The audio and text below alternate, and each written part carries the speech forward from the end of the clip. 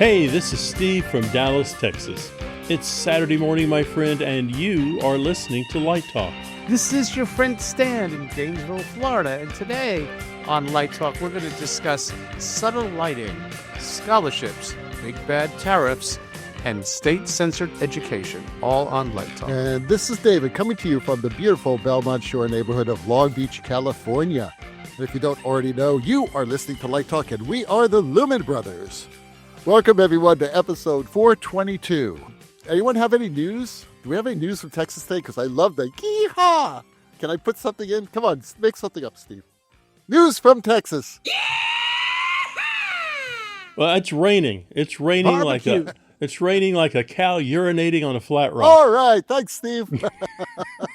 So let's get started. Stan, you have the first question of the day. I do, and it comes from Mildred in Miami, and she says, I'm a senior in high school going to college to pursue a career in lighting design. Unfortunately, college is expensive, and though I've applied for several scholarships, I was hoping I could find some that are specifically for tech theater students or design contests or something along those lines. Anyone know of any? Well, that's a tough one, because I know even here at Florida, for undergrads, we might have like $200 or something to kind of incentivize a young person. Not much. I don't know. Maybe I would think that SMU would have some really beefy ones. I don't know what you have what you had at California. I'm not really aware of anything like that, although I'm just going to make a little tease. There are some things in the works to do something kind of exactly like that. But that's maybe a couple of years off. But I don't have any, to be honest. Can you guys think of any? I don't know of any. Nope, not a one that comes to mind. You might check with USITT, and you might also check with the Southeastern Theater Conference. Those two organizations are going to be in a better position to have an answer for that, or maybe even have something available. Mm-hmm. You know, I would just add, it's a sad commentary on our industry that we don't. So I think we need to aim to fix that. You know, the other thing to do is to talk to the university directly. Sure. And ask them what scholarships they may have. My brother-in-law, years ago, went to Yale, and he actually got a scholarship because he was from the Appalachian area, and they gave a scholarship to, poor hillbillies. So you never know what they have hiding. They could become vice president. Well, then you never know what they have hiding. Maybe they're looking for someone who, their left foot is larger than their right foot, and they have a scholarship for that person. Things have changed from, we went to school back in the 70s, and the scholarships, the financial aid for undergraduates was amazing. I went to the University of Miami, which was a very expensive private university, and I didn't pay a dime. And my parents weren't poor. I mean, we were lower middle class, but we weren't, poor. But they had so many scholarships for people. And at Long Beach State, when I was there, we had we had a few scholarships for undergrad, absolutely. But I think, we're going to be talking about this later, and let's talk about, these things are, with arts programs being discontinued around the country, or actually being threatened. Some are being discontinued, and many are being threatened. I don't think we're going to see a lot more scholarships going to the arts. Yeah, I think to David's point about the past, I think there was a time where public universities were really in a building phase. And a lot of municipalities in New York City, where I went to school, and we grew up similar to David's, lower middle class, not dirt poor, but we lived paycheck to paycheck. Yeah, working class, basically. Yeah, we were working class, and we could get a thing in New York City. If you went to a CUNY school, City University of New York, you could get a tuition assistance project, and you would get like $500, but tuition was like $500 a semester. And the Pell Grant, which still exists, but that's for everyone. She's asking, I think, Mildred, specifically for our discipline, and I'm not aware of any, but I think we need to change that. But that in our lifetimes, like I say, the slope of public universities was rising, so ways to give students opportunities were funded. Now we're in a downward slope, as David's going to talk about later. We're going the other way. right now. We've reached the top of the mountain, and we're coming down the other side. Well, Stan, you were talking about how cheap it was when we all went to school. Relatively. Yes, exactly. Right. But when the California State University system began, tuition was free for every California resident. And now for California residents, it's like, I don't know, $8,000 a year or something like that. So yeah, everything changes with time, and it's unfortunate because we should have free education. Well, let me just add a little context to that. Free is sort of a misnomer. I mean, it's how tax dollars are allocated. And I would just say during that era, the people who were deciding where tax dollars went to valued the development of higher education and making it accessible for more U.S. citizens. And now UF, for example, which is still a state school, but even since I've been here, and a massive one of the biggest, they have been slowly weaning off state dollars, and they call it now a tax-assisted institution, not tax-funded. So a lot of the funding that's coming here is through the endowment, through private donations, and like the state dollars pays the phone bill and builds a building, or builds part of a building. So it's really been there's been a weeding away of the tax base that has supported public higher education. Steve, you have a very different scenario where you are. How would you characterize it there?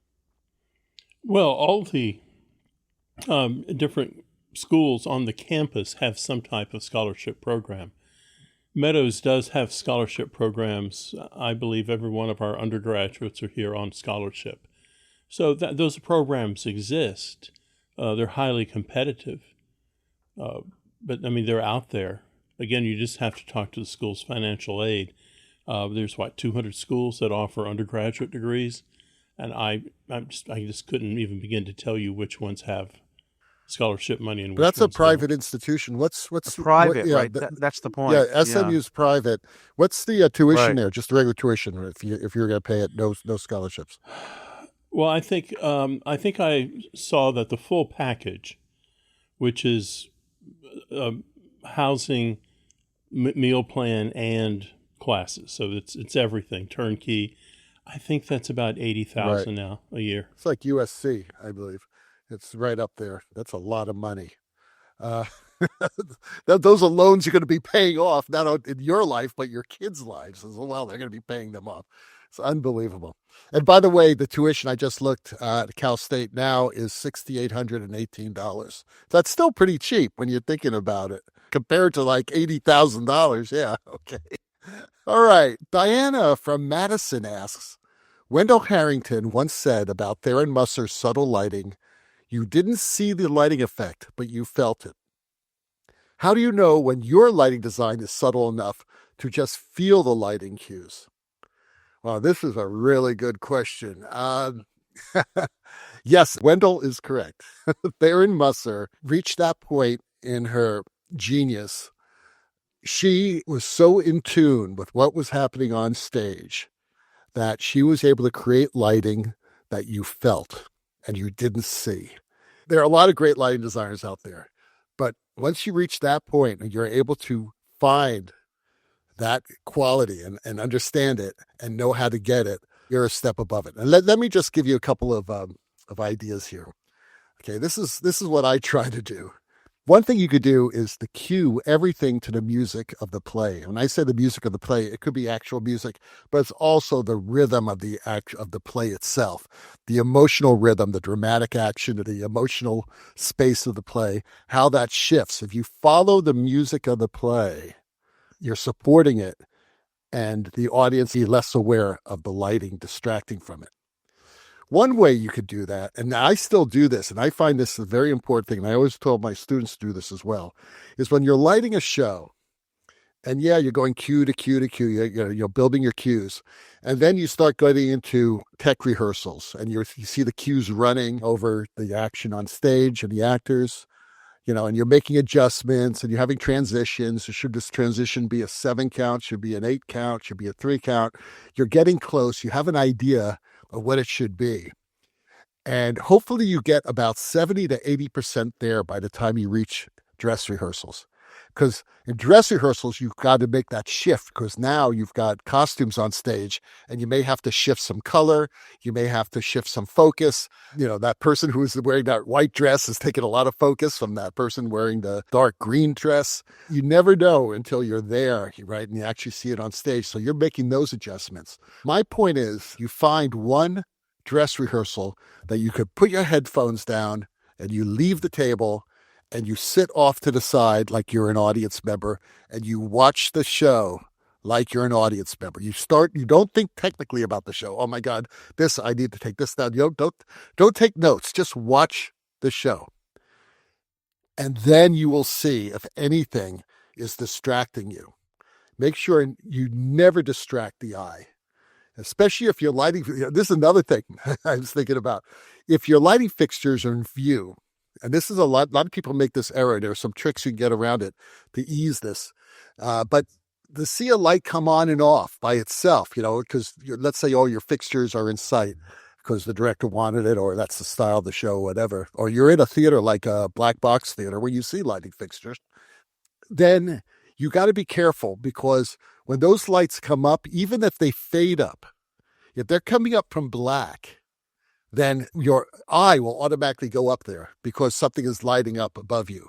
Or especially if it's in a lower angle, like sort of like a 40-degree angle, a 30-degree angle, you're going to see across, you're going to see that light come up.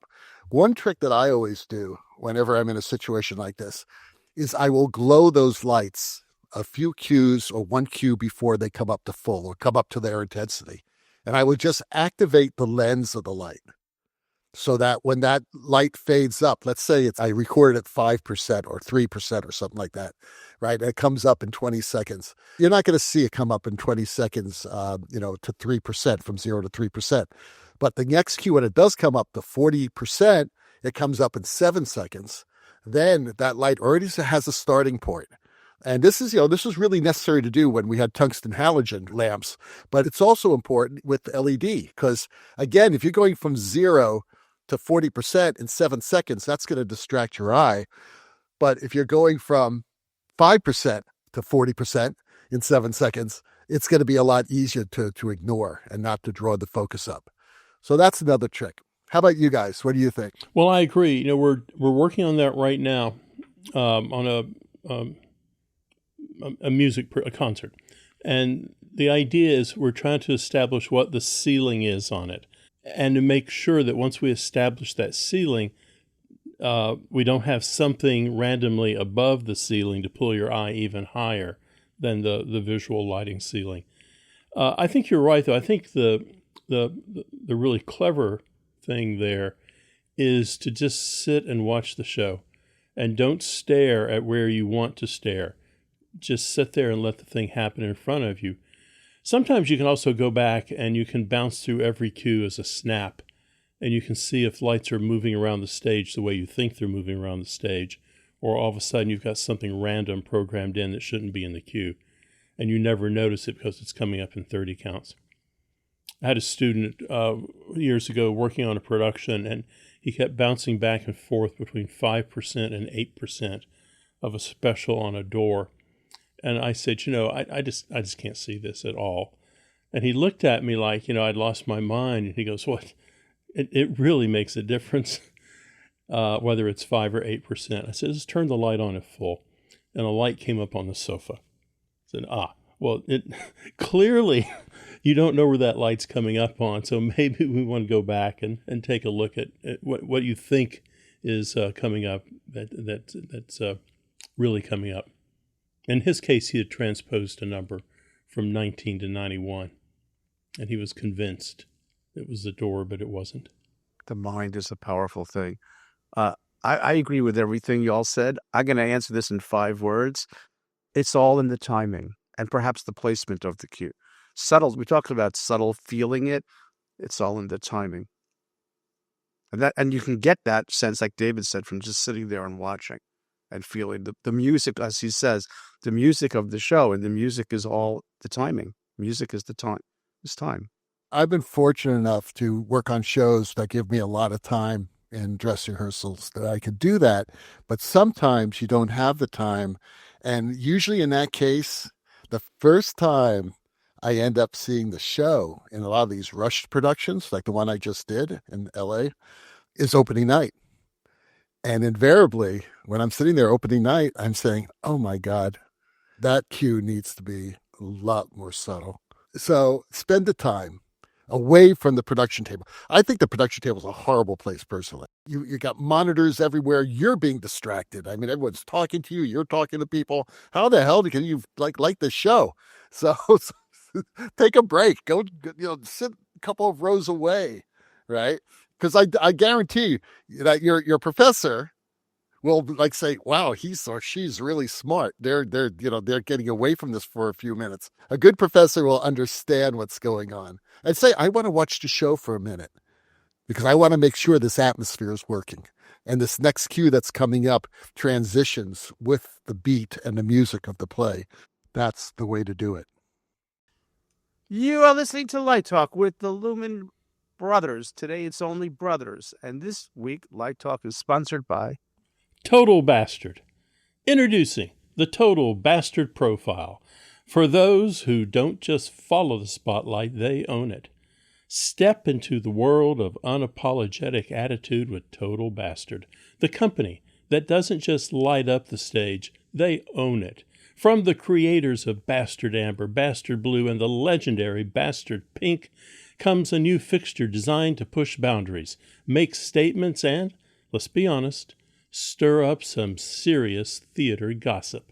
Introducing the Total Bastard Profile. More than just a product, the TB Profile is a declaration of war on darkness. Careful now. This isn't your grandmother's Lico. This is for misfits, the rule breakers, the ones who don't just follow the script, they rewrite it. We're talking about a light that's as bold as your creative vision. You see, the TB Profile is for the ones who know, in the theater, it's not about blending in. It's about demanding to be noticed. You're not here to be just another faceless lighting designer pushing buttons in the back. Nah, you're here to steal the show and leave everyone wondering how they ever lived without this kind of chaos. Because when you roll in with the TB Profile, you're not just lighting up the stage, you are setting it on fire. But maybe your budget is not ready for the TB Profile. Maybe you are still old school and prefer to use gel. Total Bastard has you covered. Whether it's the fiery don't mess with me glow of Bastard Amber, the icy cool edge of Bastard Blue, or the, oh, you didn't just do that, punch of Bastard Pink, each of our colors is a full-on attitude, ready to own the spotlight. Order our game-changing gel and we'll even toss in a couple Bastard t-shirts. On the front, a caveman. But not just any caveman. He's holding a roll of gel because, let's face it, sometimes simplicity is the ultimate rebellion. The message is clear. Why complicate it? Just throw a gel on it, light it up, and own it. That's the Total Bastard way. But wait, flip it around. What's that on the back? A bold as hell description. Total Bastard. Yeah, you saw it. You read it. Own it. This isn't just a t-shirt, it's a movement. Wear it with pride and let the whispers begin, because here's the cold hard truth. Total Bastard isn't just a product. It's a badge of honor. It's for the people who do not give a hoot about your approval. It's for the ones who know that in this world, it's not about being polite or following the rules. It's about owning the space. And let's get one thing straight. Total Bastard doesn't play by the rules, and neither do you, pork chop. If you've ever been the one who shakes things up and doesn't ask for permission, this t-shirt is for you. If you've ever been told the mover can't do that, this t-shirt is for you. If you've ever stood your ground, even when people said your ideas were too much, this t-shirt is for you. So whether you're a stagehand, a lighting designer, a TD, or that sneaky troublemaker who likes to stir the pot from the shadows, Total Bastard is for you. And here's the kicker. When you rock that t-shirt, people are going to notice, not just the stagehands who know the struggle, but even the ones who don't get it. And when they see you strutting by in your total bastard swag, here's what'll happen. They will glance your way, shake their head, and whisper the same thing under their breath. Total bastard. Yeah, he's got that right. And you know what? You do. Shipping now for Mother's Day. And now, back to Light Talk. Well, the sound of those ducks, monkeys, and iguanas spending wild time with their AI boy and girlfriends in Stan's basement means that once again it's time for Let's Talk About. And today's Let's Talk About is all about state-censored education. Just to remind everybody, we don't have basements here. Do you have a crawl space? You'd end up in the swamp if you dug under our house. Oh, that's right. You guys have like concrete slab, right? That's how they build everything in Florida. That's right. I remember that's that right. well. Did you put the ducks, monkeys, and iguanas in your attic?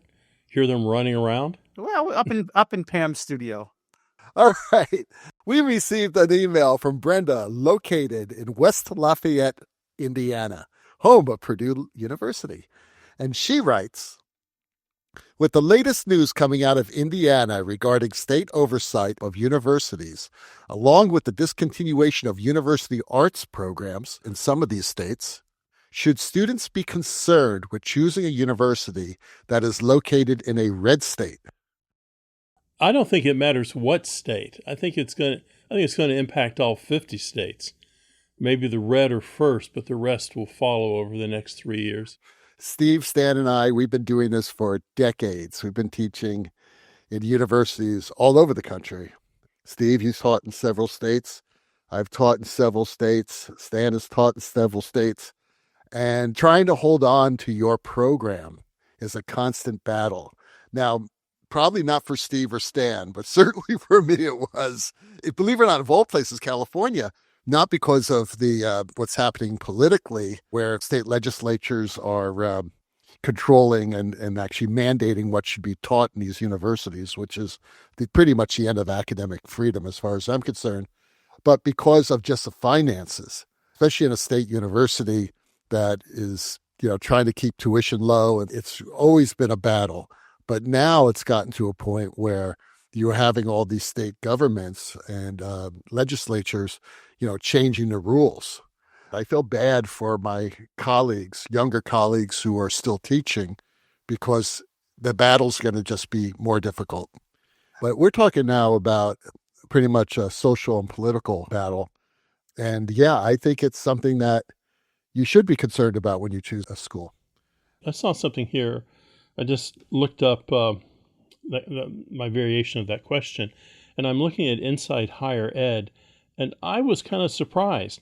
It says nearly 100 institutions have closed their theater programs between 2022 and 23 and 23-24 academic years. The reasons behind closures vary, but what they have in common is declining enrollment because of low birth rates. However, the real factor seems to be increased tuition costs, skyrocketing operational costs, and institutional debt that students have to carry. Yep, all that adds to it. That all adds to it. But there are political issues that are happening now as well. I'm sure that Steve and Stan, when you guys were recruiting, some people were hesitant probably coming to Florida or going to Texas. I know I had a lot of students saying, I really want to come to California because I know that, I'm not going to have to deal with a lot of the problems that would happen maybe even outside the university. This is a problem. I also think that as far as a lot of the red states are concerned, legislatures are just taking over, and they're basically telling professors what to teach, what they can't teach. When you're teaching art, there needs to be a freedom of ideas and expression. And you can't tell an artist, a young artist, what they can do, what they should do, what they shouldn't do. Same way you can't tell teacher. A teacher needs to have a classroom that welcomes and embraces all ideas. Now, I'm going to take a contrary view to that. And to Steve's point, to Steve's first point, I agree. Florida is probably 3 years or 4 years ahead of the rest of the country, and a lot of states will follow. I'm in the middle. I was just on the phone before the show with a reporter for the Miami Herald, because you may have not heard that at Florida, my former institution, which I have hope for, but it's not in good shape at the moment. The largest college on the UF campus is the College of Liberal Arts and Sciences, which was searching for a dean. Last week, the governor literally and they verified this, picked up the phone, called the president of UF, who's out of there in like 3 weeks or 3 months, and said, terminate the search. Because a right-wing group called, wait for it, Commies on Campus, went to the public meetings and recorded these candidates saying things that were quite, let's just say, that's part one. Part two, yesterday. What were they saying? You didn't finish your sentence. I'll let you people imagine, but the rest of the story will inform. So hang on. Yesterday, the same group posted recordings of the College of the Arts Dean's candidates, my former college, and one of the candidates who I actually like, the director of the School of Music, said, and they recorded it, to a question about your point, David, about academic freedom and DEI and all of that stuff, said, well, we're just going to do the work, which is code, and we're just going to relabel it. Now, in Florida, whether you agree with Senate Bill 266 or not, to your point, David, about these censorship or telling people what to teach, whether you agree with the law or not, it's the law. Now, nobody's rounding people up into concentration camps. Yet. But the proper answer is, if you want to be the dean and be responsible for state funds and the education of the state's citizens, the proper answer would have been, in my view, I will follow the law, even if I disagree with it, if you want to be bold. But to say we're going to do it and relabel it, that guy just sunk his candidacy. And the other two candidates did the same thing. And I want to push back on one thing David said. People misinterpret academic freedom. Academic and artistic freedom is not, I repeat, is not carte blanche. If you read the American Association of University Professors' 1940s statement on academic freedom, it clearly stipulates the professionalism and the behavior of an academic. It's not you can do whatever the heck you want or teach whatever the heck you want or express. You have a responsibility. So that is being misstated and misinterpreted. I think you're taking what I said to the extreme when I say academic freedom.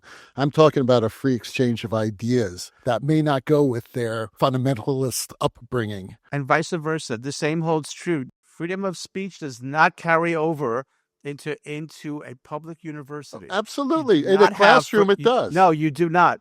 The Supreme Court has ruled on this. You do not have the same protections you have under the Constitution in the public square.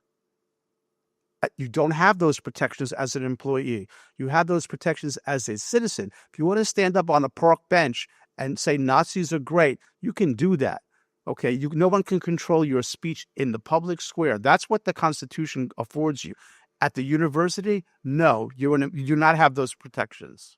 In a classroom, when someone expresses an idea, you listen to it and you encourage them to express their ideas, even though you may not agree with it. But that's in the classroom. I'm talking about a bunch of politicians or whatever agenda they have to go out there and basically say, you cannot teach Stanislavski anymore, or you cannot teach Wiedekind. You can't do Spring Awakening because that particular play is an attack on education, an attack on religion, an attack on Victorian morality, because it doesn't agree with our own personal beliefs, whatever they may be. That is what I'm talking about. So if you don't embrace that type of open classroom of ideas, then how are you going to help your students develop the skills to become good critical thinkers? Well, I think there are lines of appropriateness. What's appropriate for a major university and what's appropriate at a high school in a small town in East Texas might be very different. All I know is that there are a lot of students who are not going to red state schools precisely for this reason. I know you've experienced this, Stan, because you told me privately that people were saying they weren't coming because you were located in Gainesville, Florida, in a state that has an autocratic governor. He just wants to control everything. Well, he's the autocratic governor, who I'm not a fan of, has been legally elected with a legislature that supports his agenda because they got the majority. Absolutely. That's because the people of Florida are primarily of that ilk. He has the power. Yes. No, the majority of the people of Florida who voted. The majority of the voters who voted gave him that power. Okay. So, and the Democrats, unfortunately, in this state are feckless. They've got nobody. That's right. But the fact of the matter is that the majority of voters voted this governor in. So therefore, that's what you have to live with. But as a kid coming from Kansas, if I feel that my views are not going to be respected, or maybe I'm a gay kid and I may feel that I'd be under threat in a place like that. People have left for that reason. So that's what the question is. The question is, should they be concerned about going to a school in a red state? Certainly Harvard and Yale are not in red states. Nope. And I'm reading an article right now. Harvard promises changes after report on anti-Semitism and Islamophobia. 2 reports run hundreds of pages come to a difficult time for the university, which is suing the Trump administration. So a Harvard task force released a scathing account of the university on Tuesday, finding that anti-Semitism had infiltrated coursework, social life, hiring of some faculty and faculty members, and worldview of certain academic programs. And I'll send you the link. But my point is, the whole thing's a mess. I mean, bottom line, the whole thing, it is. The whole country it's a shit show. It's a real is a shit show. But I'm just saying, I think there are different lines of appropriateness. Of course, I'm not arguing that. I think the question's almost flawed about studying in a red state. I agree. That's because you guys are both from red states. No, I think okay. Let me throw Clifton Taylor under the bus. He's not here to defend himself. Don't throw him under the bus. Well, that's true. Okay, if you're listening, Clifton, you couldn't ask for a better designer. You couldn't ask for a better colleague. You couldn't ask for a more creative artist. And he's teaching in a red state. So maybe what we need to do is we need to do our research and find out who we're going to go study with. And if that person in whatever red state, Alaska, that person in Alaska is so great that you would actually be hurting yourself by not studying with them. It's hard enough to get a job. It's hard enough to have a career, but you don't want to just carte blanche write people and states and schools off without knowing what's there that's really good, that could really help you build something special. Well, it's sort of like, okay, this is a bit of entertainment, but I bought a Tesla. Thanks, David taught me a lot about Teslas. I thought I was doing a beautiful thing for the planet, for my pocketbook, for all these reasons, and people love me. Okay, it wasn't a political statement. It was a practical purchase. Now we have to worry in the parking lot that somebody is going to paint a Nazi swastika on my Tesla because things have flipped. I mean, this kind of stuff we are behaving like the Middle East, and we need to stop it. We're so tribal now. I don't know if we can put this genie back in the bottle. Maybe people just don't like you. They love they love your Tesla, and they do love the things you're doing for the iguanas, ducks, and tree frogs. But man. By the way, the frogs in Florida, some of them are very poisonous. You got to be very careful for that. I do know that for a fact. Okay, well, Steve has the last question of the day. So Russell from Cleveland asks, if I lick a frog in Florida... Keep your dogs away from the frogs. That's what I have to say. Russell from Cleveland asks, how bad are the tariffs going to be on the entertainment industry? Will prices just shoot up? And when will we see the increase? Yes, prices are going to shoot up. Very, very bad. It's going to be very bad. You know, one of the things that people don't take into consideration is the amount of money spent by the film and TV industry on equipment that comes from Asia. I mean, all of a sudden you're a struggling company and you put together $40,000 for a modest camera and lenses. And all of a sudden next week it's, $50,000. Lighting, rigging gear, almost all of it comes out of Asia and India. Post-production stuff comes out of Asia. And if you look, how tariffs are probably impacting the entertainment industry right now, I think you don't have to look much further than some of the big rental houses. And I would say that they are really reconsidering what they're going to purchase. Maybe instead of 100 lights, they're going to go with 60. If you follow the rock and roll world, what you're going to start noticing is that bands that are touring America, and even large companies, are pulling back on their production because ticket prices. People are afraid to buy tickets. Don't buy things you don't absolutely need. And the counter to that is that these same bands are increasing their production budgets for tours of Europe and Asia. So there's a lot of things coming at us. It's Stan might be able to address this, but it seems to me that one way the industry might be able to negate tariffs a bit is to put a tariff as a surcharge on a project you're doing. So in my crazy world, I would, here's the project. It's going to cost you $100,000, and we're going to cap the tariff, the extra percent you're paying, at 25% when you place the order. So if it goes down, good for you. But if the tariff increases over 25%, the production company will cover that cost for you. There's got to be some creative ways to deal with the up and down daily movement of the tariffs. And perhaps that is a way to get out of this.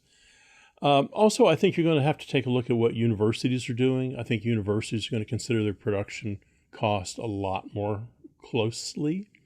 The renovations, do they really need to spend the money at this time? Maybe that dimmer rack can wait another year. So there's all kinds of things going on, but nothing's good. This tariff stuff is serious, and it's certainly a very serious issue for the entertainment industry. There was a news piece yesterday that got a lot of pushback from the White House. Amazon was considering noting on their prices on products how much the tariff was on that. But that's frankly, I think the White House was right on this. That's a purely political move, and I think they probably backed off. I honestly, I consider myself an optimist, even in the worst of times. This overboard tariff action that we've all been watching this drama play out over the past 3, 4, 5 weeks is already starting to settle down. Changes are happening. I know that in talking to people at big lighting companies, they are concerned, but I think part of that is knee-jerk reactions.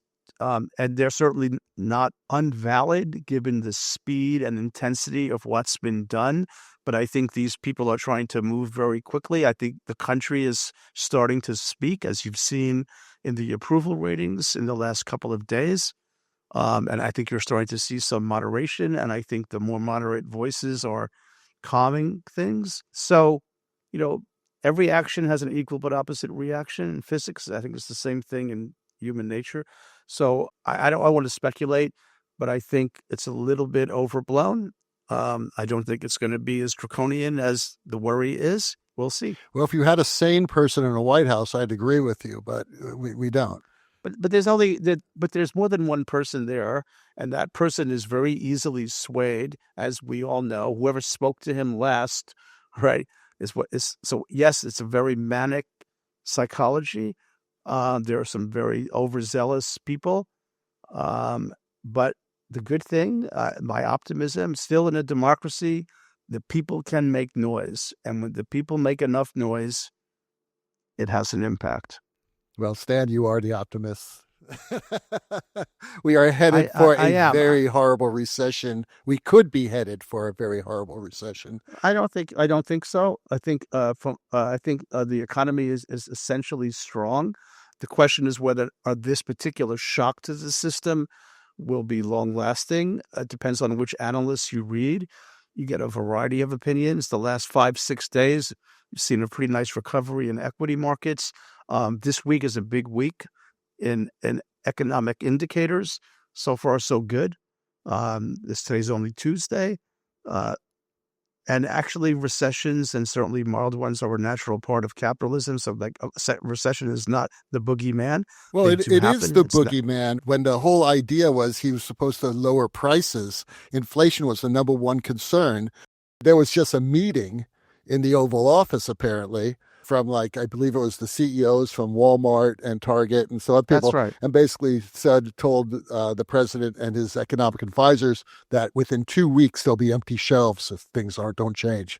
Well, I think I read about that, and that's in relationship to tariffs. A recession is an economic slowdown. Yeah, and if you raise prices through tariffs, that people can't afford goods, they don't buy them. That's an economic slowdown. Correct. And that's a recession. That's right. And the tariffs, this is a secondary effect of the tariffs is you could have a slowdown. But what I'm saying is inflation, you want 2% inflation every year. You need it. You do not want deflation. Deflation is also an unhealthy economy. So it's a modulating factor, which is what the Fed tries to do. But that point about the unreasonable, ridiculous, draconian tariffs could not stand, right? And we're seeing that moderate now. Well, yesterday, the breaking news, was it Cambodia and Thailand? A 3,500% tariff on solar panels. And I had to read this twice because I thought, you're kidding me. A 3,500% tariff on solar panels coming out of China? I mean, I guess America likes coal and oil. I guess so. But give me a break. I'm confused. The United States was putting a 3,500% tariff on solar panels coming into the U.S.? Yes. Is that... I see. 3,500? That's a lot. Yeah, they did not want... Well, I thought 30 or 40 was a lot. Thank God I changed out my solar panels 2 months ago. You changed your solar panels? Why? One had to be replaced. A meteor hit it and it cracked it. So one of them. Oh, okay. I realize it's called light talk, not economic talk. We'll get Ethan involved. Get Ethan involved. But I think that's the thing that is going back to the entertainment industry. You know, you think about what it's going to cost you to produce your show, to do your movie, to whatever. And one day the tariff is 10%. The next day the tariff is gone. The day after that it's 50%. Then it's down to 17%. I mean, if it was, you pick the number. Just pick the number and say that's what it is. Then people can plan their lives and businesses and production around that. But when it's a moving target, and you don't know what it's going to be day to day, that is just the dickens to try to budget. No, I think that's a point, that the lack of certainty, markets do not like lack of certainty. But all of this upheaval that we're having, the dramatic upheaval that we're having, is self-inflicted. No argument on that. So that's the end of our discussion, right, guys? That is. So we end off with bright economic news here. Yeah, Amazon rules out tariff impact after White House. Of course, they folded. They folded, just like the rest of them. I hadn't thought about this. On my next union contract with have a little tariff thing. Yeah, XYZ, I'm going to stick a tariff on it. There you go. There you go. Tariff. That's how you do it. That's awesome, That's Steve. Capitalism. That's really funny. The rocking sounds of the Luminoids tell us that once again you spent another morning listening to Light Talk. You can hear our show on just about every podcast site out there. Check out our website at lighttalk.org and be sure to follow us on Facebook and Instagram. And don't forget to subscribe to our podcast. That way you will not miss a second of Light Talk Insanity. No guarantee is offered regarding the accuracy of any of the statements or opinions made on this podcast. However,